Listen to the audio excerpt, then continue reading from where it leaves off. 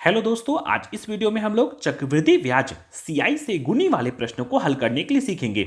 इस टाइप के प्रश्न दोस्तों आप लोग के किसी भी कॉम्पिटिटिव एग्जाम हो, चाहे वो एसएससी हो, रेलवे हो, जरूर पूछे जाते हैं सीआई से, इसलिए इसको ध्यान रखना है। इसको हम लोग ट्रिक से हल करने के लिए सीखेंगे। तो चलिए प्रश्न को देख लेते हैं। क्वेश्चन किस टाइप का रहता है? तो क्वेश्चन में पूछता है कोई राशि चक्रवृद्धि ब्याज से 15 वर्ष में दुगनी हो जाती है। 15 वर्षों में दुगनी हो जाती है, यही राशि कितने वर्षों में 8 गुनी हो जाएगी? आप लोग एग्जाम दिए होंगे ना पहले, तो जरूर देखे होंगे इस टाइप के सवाल हर बार पूछे जाते हैं। तो चलिए इसको ट्रिक से हल करते हैं। कितना आसान है सबको हल करना। कैसे हल किया जाएगा? तो इसको हल करने के लिए केवल एक ट्रिक याद करना है। इसका ट्रिक होता है दोस्तों, इसका ट्रिक क्या होता है दोस्तों? तो इसका ट्रिक होता है, बस आपको याद करना है N1। ध्यान रखिएगा, हम लोग को याद करना है N1 और यहां लिख देंगे T2 बटा T1। T2 बटा T1 बराबर यहां लिखेंगे N2। बस इतना ही ध्यान रखना है आप लोग को। क्या किया मैंने?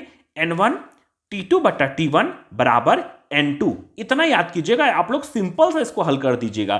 कैसे? तो ध्यान रखिएगा, N1 को समझना है हमको गुनी।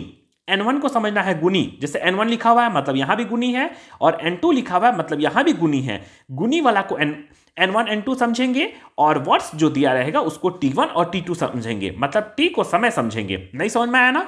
तो चलिए बैठाते हैं। जैसे यहां लिखा हुआ है 15 वर्षों में दुगनी हो जाती है। पहला गुनी, कितनी गुनी? दुगनी। तो N2 का ध्यान रखिएगा, N2 नहीं N1। यहां दुगनी लिखा हुआ है तो आप लोग को दुगनी लिखा हुआ है, तो N1 के जगह में आपको 2 बैठा देना है। बस सिंपल सा हम यहां बैठा देते हैं 2। हो गया ना? पहला गुनी दूसरा गुनी, तो पहला गुनी में N1 को बैठाना है और दूसरा गुनी में N2 को बैठाना है। तो पहला गुनी लिखा हुआ है दुगनी, तो यहां लिखेंगे 2, और यहां कितना वर्ष में लिखा हुआ है? 15 वर्ष में। तो यहां लिखा हुआ है T1 और यहां लिखा हुआ है T2। तो पहला वर्ष कितना लिखा हुआ है? स्टार्टिंग में लिख दिया है 15। इसका मतलब आपको T1 की जगह बैठा देना है 15। याद रहेगा ना? तो क्या बोला है? देखिए, तो 15 वर्षों में दुगनी हो जाती है। N1 हो जाएगा 2 और T1 हो जाएगा 15। यहां तक तो हो गया ना? और T2 को ऐसे ही छोड़ देते हैं, बराबर बराबर। और फिर लिखा हुआ है कितने वर्षों में, फिर वर्ष आ गया, इसका मतलब T2 पूछा है, T2 को छोड़ देंगे। और कितना बोल रहा है? तो यहां बोल रहा है 8 गुनी हो जाएगी। इसका मतलब N2 की जगह फिर बैठा देंगे 8। यहां तक तो आप लोग कर सकते हैं ना? बस बन गया। एक फॉर्मूला याद करना है, T1 N1 T2 बटा T1 N1। ध्यान रखिएगा, T2 नीचे और T1 ऊपर बराबर N2। और N1 में गुनी पहला वाला और N2 में दूसरा वाला गुनी, और T1 में पहला वाला वर्ष और T2 में दूसरा वाला वर्ष, जो कि आपसे हर बार पूछता है। तो चलिए इसको हल कर लेते हैं। तो कैसे हल करेंगे? तो इसको बस थोड़ा सा और हम लोग करते हैं। इसको हम लोग सेम उतार देंगे, 2 T2 बटा 15 बराबर। देखिए तो उसको टुकड़ा कीजिए। यहां 2 है ना, 2 का पावर में है ना, तो इसको भी आप लोग 2 का पावर में बना दीजिएगा। 2 का पावर तो 2 का पावर, तो कितना हो जाएगा? तो 2 को हम लोग 8 लाना है। 2 दूना 4, 4 दूना 8, मतलब 2 को हम 3 बार करेंगे तो हम लोग का हो जाएगा 8। बन गया ना?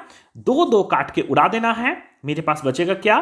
तो T2 बटा 15 बराबर यहां हो गया 3। समझ में आया ना? और इसका नीचे कुछ नहीं, मतलब 1 छुपा हुआ है, बस तिरछा तिरछी गुना। T2 को 1 से गुना करेंगे तो हो जाएगा T2 बराबर 15 तिये हो जाएगा 45। आ गया आंसर। देखिए तो ऑप्शन में लिखा हुआ है 45। हाँ, ऑप्शन नंबर सी में लिखा हुआ है 45, यही इसका हो जाएगा आंसर। कैसे किए? तो क्वेश्चन में गुनी गुनी वाला क्वेश्चन था ना, 2 बार गुनी गुनी लिखा हुआ है ना, और आप लोग एग्जाम दिए होंगे तो पता भी किए होंगे, ऐसा क्वेश्चन हर बार पूछा जाता है।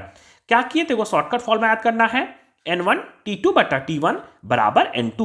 N1 में पहला वाला गुनी को भर दीजिएगा, N2 में दूसरा वाला गुनी को भर दीजिएगा, T1 में पहला वाला वर्ष को भर दीजिएगा, और T2 तो हर बार पूछेगा। बस इसको पावर में चेंज कर दिए 8। यहां 2 का पावर में है तो इसको भी 2 का पावर में 3 बना दिए।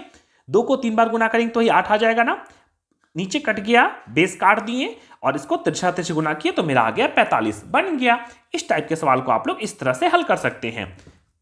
इस तरह से दोस्तों मैथ से रिलेटेड और भी नए नए ट्रिक के लिए मेरे चैनल को लाइक, शेयर और सब्सक्राइब करके जरूर रखें।